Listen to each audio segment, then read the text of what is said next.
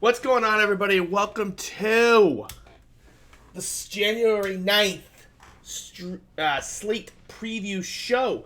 For you watching on Twitch, welcome. What's going on? Welcome, man. Welcome. For those of you watching on YouTube on demand, do me a favor. Hit that subscribe button. Hit that like button. Really does help us out with the show.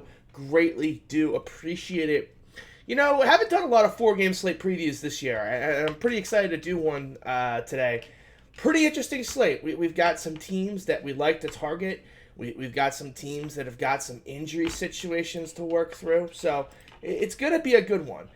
First things first, what I'm going to do, though, is I'm just going to pull up some totals and make sure that I have a general sense of where the totals are. I think I do, but better safe than sorry. Just pull them up on here, the secondary screen. So, okay, let's do it. First game on the board, Cleveland at Detroit. Detroit 7-point favorites, 220.5 total here. The big injury news, Markieff Morris, Dante Exum, the whole crew from last time for Detroit is out again. And so what we're going to do is just kind of look at Detroit's usage so far on the season. And whoa! Give me Wowie, please. Oh yeah, custom tabs are live, baby. That is a journey for another day, but I'm excited for that. We'll actually maybe do a show on that moving forward. These babies just went live. So what I'm going to do first is we're going to pull up Cleveland. I'm sorry, Detroit. I said I would start with Detroit. Let's start with Detroit.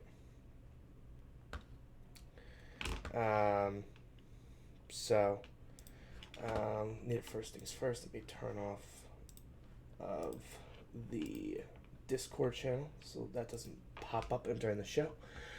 So what we're going to do is we're going to take off Blake Griffin. We're going to take off Luke Kennard. We're going to take off Markieff Morris. I don't really think there's anyone else that's really going to affect it there at that point. So just looking at fantasy points per minute here. Big winners, Derrick Rose, Andre Drummond, Bruce Brown, Christian Wood. Sekou has probably been the biggest riser of late here in the fantasy point per minute category. He's been playing some good basketball lately. So as I kind of just look at the prices, Andre Drummond, 11,000, pretty solid.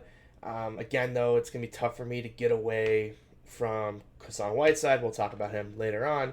Kevin Love, 7,200 against Sekou and Christian Wood. Seems like a fantastic spot if he plays. He's been putting up big numbers in games he's played. They just played each other. 30 points, 9 rebounds, 4 assists, and a steal. Pretty similar situation, really, to last time out. Actually, you know what? It is basically the exact same situation as last time. So I'm actually going to go ahead and pull up that game log for you all, just to take a look at it. I know game log watching can definitely get you in trouble sometimes, but when it's literally the same situation as 2 days ago, I definitely think we could definitely look at it. So let's see what we got here, and I'll blow this bad boy up for you.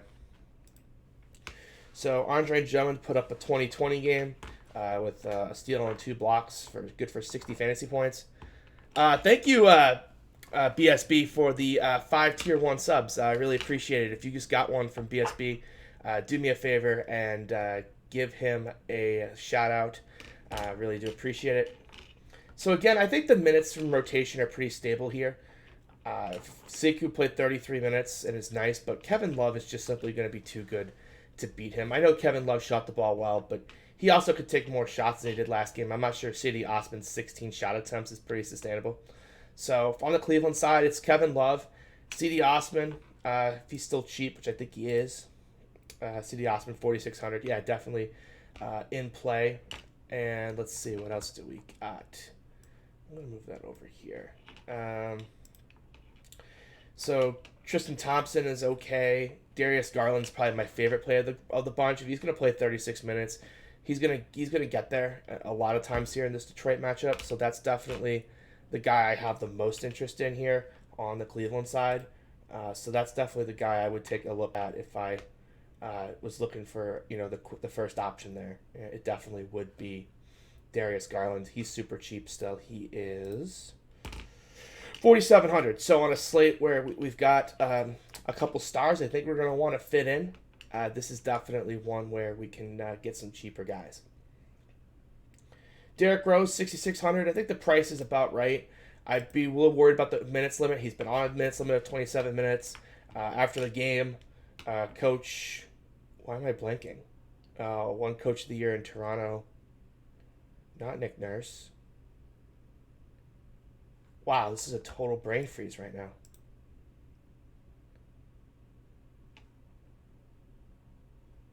Casey, Dwayne Casey. Thank you very much. Paul Casey, that's the golfer. Dwayne Casey, that's the coach I was looking for. I was really bugging me. I'm like searching for it on the side computer. I couldn't figure it out. Derrick Rose, Coach Casey came out said after the game that basically just because they had no other options that they extended him. But I'm not sure they're going to do that twice in a row. So if you're projecting out minutes, I would not, make sure to still not give Derrick Rose more than 27. Price increase starting to get to about the point where you kind of have to say no. Brandon Knight played 24 minutes off the bench. Not quite enough minutes for him to kind of do anything. Looks like they're going to run those young guys out there, Osman, Sexton, Garland, for big minutes in competitive games. And considering this game was just competitive 2 days ago, I mean, Cleveland shot the ball a little lucky from three, but I'm not sure that Detroit's a 40% team from three either. So I think we can safely say that this game will be pretty competitive here once again. So basically the same guys I liked 2 days ago. I think Drummond's in play. I will have none if I only play on FanDuel because I will play the same center I've been playing for a month. Well, not a month. It's felt like a month. It's been 3 weeks. Every time this center's on the slate, I've just gone all in, and he's been one of my most profitable players of the season right now. We'll call that a tease, and we'll definitely share that with you here in a little bit. But other than that, I think this is pretty straightforward. Garland, Sexton, Osman, Love, I think are all options, and really for Detroit, I think Bruce Brown's a good option. Only played 28 minutes, just played a poor game. If he plays well, I think he can get those extra Rose minutes, get up to 32, 33 minutes. And he's super cheap as well. He's only 5,100, so definitely some value there on Bruce Brown as well. Next game, the Boston Celtics at the Philadelphia 76ers. I haven't seen a total for this or a spread, but I expect the total to be pretty low. Celtics got Kemba Walker back, and the Celtics, when I start seeing every player in the locker room get an illness, like there are players playing that are sick, and we kind of saw it today with the Boston Celtics. They were down 24-3 against San Antonio.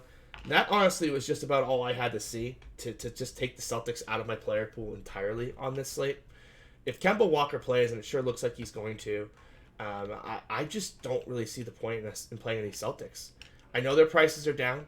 I know Kemba at 71 is going to look super appealing, and maybe he's got some upside in tournaments, but only played 17 minutes off that bench. Jason Tatum just didn't shoot the ball that great. Jaylen Brown at 6,600 is probably my favorite of the bunch. He's been the most consistent, but how much ball handling is he going to get with Kemba, Hayward, and Tatum back for the first time in a while? That feels pretty dicey to me. Jaylen Brown is one of my favorite players, but I don't know if I can go there. Gordon Hayward, he's an option, but I'm not like jumping up and down for him. If he kind of fits, great. So the player that I would have the most interest in is Cantor. If Tice doesn't go, but Tice played on Wednesday, hard to imagine he wouldn't go on Thursday. So really for me, the Boston Celtics are a team that I'm just going to kind of ignore. And if I get some as fillers, great. If I don't, I'm not going to feel too bad about it. The only thing that makes me feel a little worried about this situation is that Brad Stevens in the past has shortened his rotations up against the Philadelphia 76ers and played the starters big minutes. This is a pretty important game in the division. If I pull up the standings, which I rarely do on these streams because sometimes they're pretty not relevant, but you can see the Boston Celtics are 4 up in the loss column on the Sixers. This is a chance to kind of put them out, get them out of the way. They're 2.5 up, but if they win this game today, the Philadelphia 76ers will be 5 back in the loss column. Really just one of those games the Celtics need to win. So I could definitely see the Celtics extending the starters a little bit. Considering the bench, too, hasn't been great and really isn't all that deep to begin with the injuries they're currently fighting through. On the 76ers side, Joel Embiid has been ruled out with that broken finger. So let us go pull up the 76ers with Joel Embiid off the floor. It's a completely different team. They are extremely great DFS plays when Embiid is off. So I'm just going to take Joel Embiid off the floor. and we can see right away Tobias Harris is actually the highest scoring fantasy player of the group, 1.22. Trey Burke, 1.15 in limited minutes off the bench. Don't think we're going to need him today, but it's kind of funny to see him up here. Ben Simmons, 1.16 DK points per minute. Al Horford, 1.13. So those are our big winners. Kyle O'Quinn hasn't been the backup center for a while. Let me just make sure that's still true, since I did go on vacation for a week. But I'm going to assume that Pele's still been playing backup center when he's been out. But I can just double check that real quick. When was the last time Joel Embiid missed? It's been a while, huh?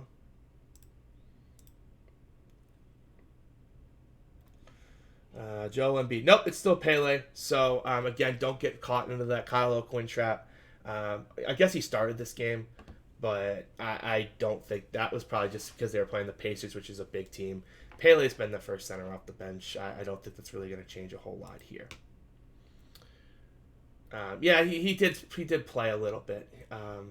As a guy questioned in chat saying he did play, but I just fade Kyle O'Quinn. You'll thank me the next time for sure. So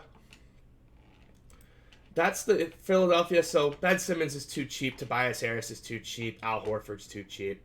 Josh Richardson's probably even too cheap. So Philly's probably the team, that I'm most interested in, and that feels weird to say, but if there's big minutes here, a lot of usage available. I think those are the guys I've got the most interest in. Tybals is expected to play on Thursday, but who knows how many minutes he's going to play. I would expect the minutes are limited, so it'll be kind of tough to get those bench guys in. So for me, I'm really just going to kind of focus in on Horford, Harris, and Simmons. If you ask me right now, could you play all three on the same team at these prices? I would say yes, but I'd really have to kind of just plug everything into Fantasy Cruncher, kind of see what the optimizer wants me to do, and kind of go from there. But first glance, I think that you could definitely play all three on the same team. I think there's unless I look at Portland and they're pretty similar priced, then maybe you shouldn't play three and just mix and match. But I think you definitely should be looking at Philly as a core team in cash. Would you play all three in cash? Let me see the Portland prices real quick. No, you don't need to play all three in cash. I think Portland's priced down enough that you don't need to in this great spot. Let's talk about Portland. 3-point favorites here. No total yet because we're still waiting on some injury news. Karl Anthony Towns is a game-time decision. I just mentally have ruled him out. And until I see him play, I'm just going to mentally rule him out every single day. And that way I kind of have a better sense of what the realistic slate's going to be and not the one that the Timberwolves media would like me to believe it is. So first things first, though, Hassan Whiteside. I have played him every slate since Scalabissier has gotten hurt.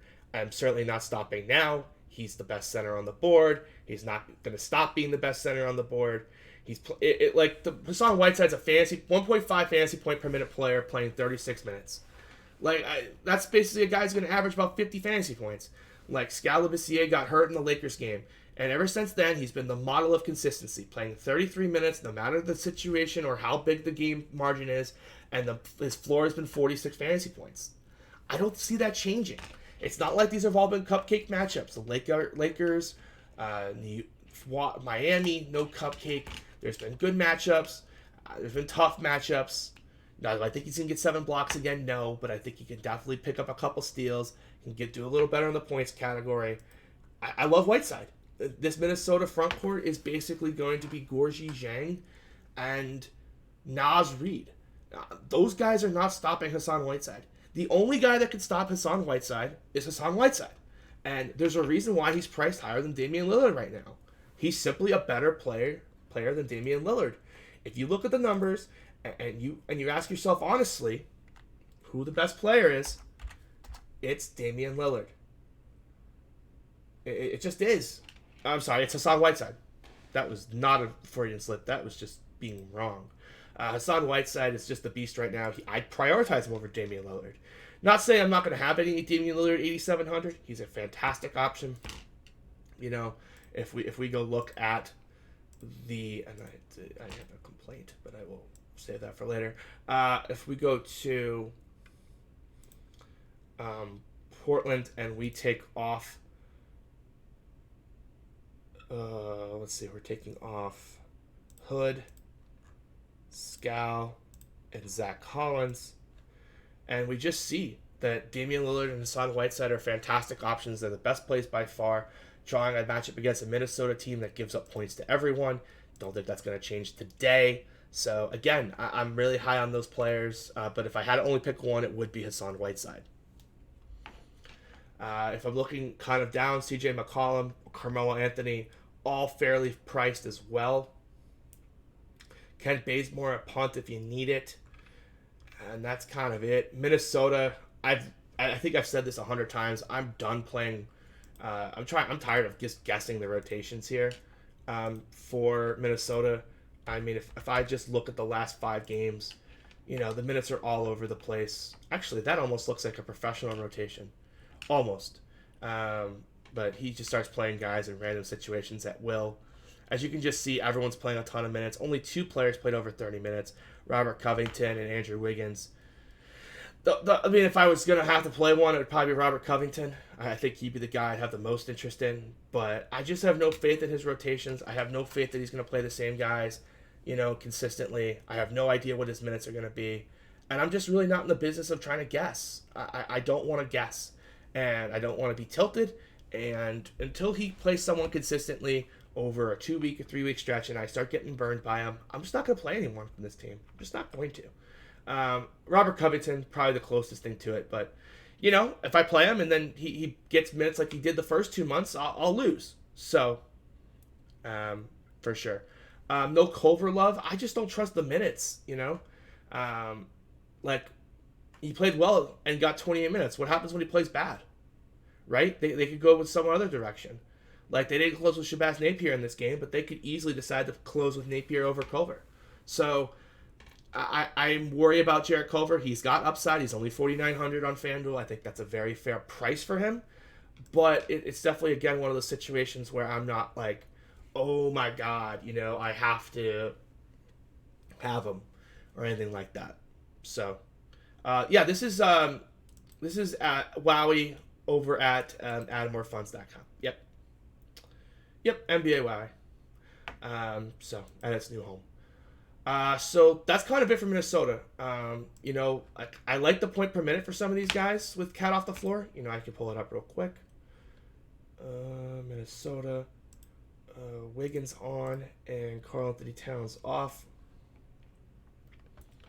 I like the point per minute for Covington and Teague and Napier and Culver. They're all really good. But again, it's just really hard for me to trust those minutes. And I'm just not going to overreact because I've seen this before. I've seen Ryan Saunders. You think you start to trust him. It's like Lucy and the football from Charlie Brown. Charlie Brown's like, Lucy was like, I promise I won't take the football away this time. And Ryan Saunders is just sitting there with the football and he's getting me to line up. It's a nice 4-game short slate. Really could use, the value. And then next thing you know, you play some Minnesota players and you fall flat on your back because Ryan Saunders decides that he wants to play Keelan Martin 33 minutes. So you just never know with him. Okogie 29 minutes. Exactly. You just never know with him. And I am just not going to be the guy that falls for the trap. I'm just not. I've watched enough games. I've had enough Minnesota stacks in great spots where they're playing well through 3 quarters and then the coach decides to just do something dumb. And I'm just not going to... I'm not going to let my life be ruined by this coach. He's made it clear that he's not going to play consistent rotations. I have 2.5 months of data. I have 3 months of a data sample now. It's kind of like first month, shame on him. Second month, shame on me. And if I do it now in the 3rd month, then you should all just openly mock me. So definitely not going to do that as well. Yeah, Vonleh magically played 14 minutes. And it's like, okay, what happened to Jordan Bell? The game before, Jordan Bell was playing minutes. So it's like, okay. Or maybe it was 2 games ago. But, in this game, 4 different guys played 30 minutes. And then if I go 3 games ago against the Warriors, it's like no one played 30 minutes. And Jordan Bell played 6 minutes. And it's randomly at the 4th quarter. And it's just how the hell am I going to... Jalen Noel played 6 minutes. And it's just what is this? What am I going to do with this? This is not something I can project. And I know it's a 4-game slate, and if you want to try to use your magic 8 ball and will Nas Reed play 22 minutes and go that way, I mean, maybe that's what Ryan Saunders is doing on the bench. I don't know. Maybe he's got a magic 8 ball over there behind the bench. Should I sub in Okogie for Culver? Maybe. I mean, it's really what I feel like he's doing a lot of the time. So I know it's a 4-game slate. If you end up with some of these guys, I firmly understand it. But, you got to understand you're playing with fire. And, when you play with fire, sometimes you get some cool fireworks displays, and sometimes you get burned. So this is the highest total game on the slate, though. That's for sure. Now, the Houston-Oklahoma City game is probably the... Oh, come on! 8,700 for Russell Westbrook in his return to Oklahoma City? He's probably should be like 11-7. One, I'm not even sure James Harden's going to play. I think it would be a pretty opportunity for, Westbrook sat on Wednesday, sit Harden on Thursday, and, let Russell Westbrook do Russell Westbrook things against the Thunder. Russell Westbrook's usage has been through the roof here. Been playing much better recently. I just don't imagine. I just can't see a world where Russell Westbrook's not taking 25 shots in this game. Look, call it a revenge narrative, call it whatever. I just don't see a world in which Russell Westbrook walks into this arena and simply doesn't take a lot of shots. Last 6 games, 22, 22, 28, 32, 22. 21-31. I just can't imagine if this isn't a 32-shot game. And so I'm going to eat it. I'm going to play him. I really am. Clint Capella is probably too cheap. It is a tough matchup against Steven Adams, but it's just probably too cheap for me at 7,700 to ignore. The big news is Danilo Gallinari is... Oh, and you can play the Houston role guys like Eric Gordon's still too cheap. Daniel House, PJ Tucker if you need value. This isn't a bad spot. I'd probably rank him Eric Gordon, PJ Tucker, Daniel House, but you can kind of do whatever you want. If Harden plays, I think he's fine 11-2, but you can't expect the 80 points he gave us on Wednesday night in Atlanta. But I definitely can see a situation where, he's good enough to be on the winning team. Not a ton of superstars on the slate other than Whiteside, Drummond, and Lillard. So I could definitely see you just saying, hey, I've got the salary, there's enough value. I can take a 55 point production from James Harden. And I think that could be the case. That's why we have Fantasy Cruncher, right? We plug in our projections. We think what every player is going to do, and then it'll tell us what the optimal way to plug that in is with the salary cap. So I could definitely see James Harden being in play. Chris Paul, Steven Adams, Shai Gilgeous-Alexander, Dennis Schroeder. Dennis Schroeder at 6,000 is one of the best options on the slate. He's too cheap. Didn't play well in Brooklyn, but with no Gallinari, his usage is going to go up. Same with Shea. Same with Chris Paul. Chris Paul, this is a revenge game for Chris Paul. He's going to be equally motivated in this spot. So 7,200 for Chris Paul, not too much. And we saw on Wednesday night in Brooklyn when Chris Paul decides he wants to take over, he can take over. He took over, and it was really an impressive sight to see. The Nets should have just let him get layups because it would have been a better use of time than trying to stop Chris Paul. And Chris Paul is definitely going to show up in this environment and play one of his better games of the season. In terms of the Oklahoma City role players, there's really nothing there I really want to touch. So let's just kind of look at this position by position now and kind of just get a sense of what we got at each position. So point guard, at the top, Lillard, Westbrook, and Simmons, and Chris Paul. Picking only 2 of those guys is going to be really hard to do. All are in really good spots. Chris Paul and Westbrook have that revenge. Ben Simmons, no Embiid. And Damian Lillard, of course, no other help on the bench, so will play big minutes. The value guys, I like Darius Garland, but boys, it seemed pretty hard for me to find a roster build that I'm going to play him on. Shooting guard, looks like it's James Harden, Schroeder, Alexander, and then a whole bunch of other GPP options. Wiggins, McCollum, and Richardson have nice prices. Same with Bruce Brown. So this position is actually pretty sneaky. There's not any super cheap punts, but again, from Bruce Brown up, I think, and even Marcus Smart, all these guys have tournament winning upsides. So, for a 4-gamer, I think there's legitimately 8 guys in play right now, which is Honestly, a lot more than you could say on most slates. So that's definitely nice to see. Small forward, boy, this looks like it's going to be the hardest, ugliest of the positions here.